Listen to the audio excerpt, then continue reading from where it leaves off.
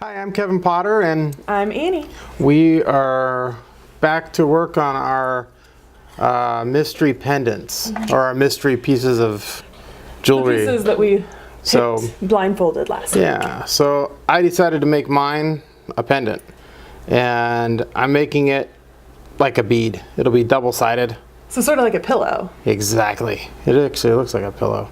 And then in order to solder it together, I left this handy little tab right here so that I can hold it.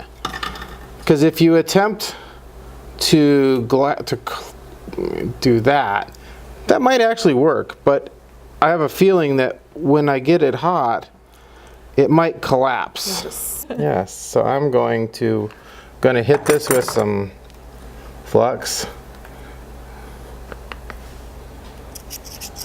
Just put a little flux around it. So the flux is sort of like the consistency of... Like, don't say it. Snot. No! I was going to say like heavy cream. Oh, sort okay. of. Yeah. So not super runny, but not chunky either. Right. And what he did do was made sure that both pieces were completely flat and fit flush. And one of the nicest things about working in fine silver, it solders beautifully.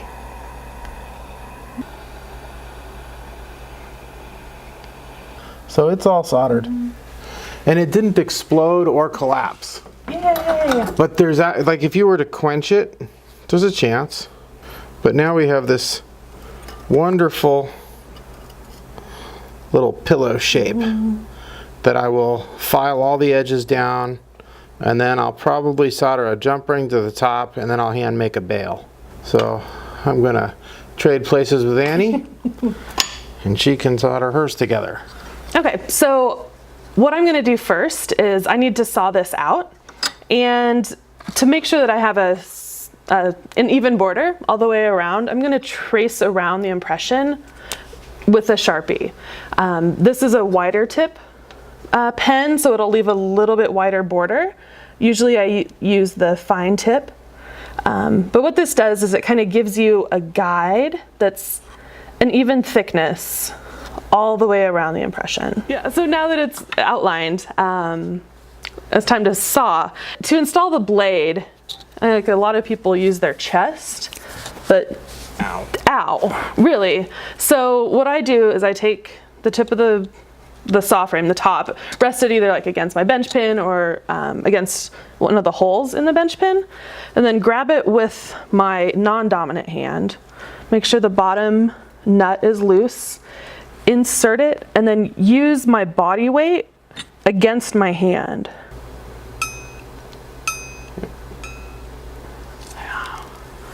So then lubricate your blade. And so when you're sawing, I think the biggest mistake that people make is rushing, because you want to lean into it and get it done, and that happens. But when you saw, you want to make sure that your saw frame is moving straight up and down. You don't want it to be at a weird angle. That just takes practice, and it'll kind of sometimes feel like you're reaching underneath your piece as you're sawing, but it's just a good habit to get into. Going slowly, I'm following the outer edge of the Sharpie mark that I made.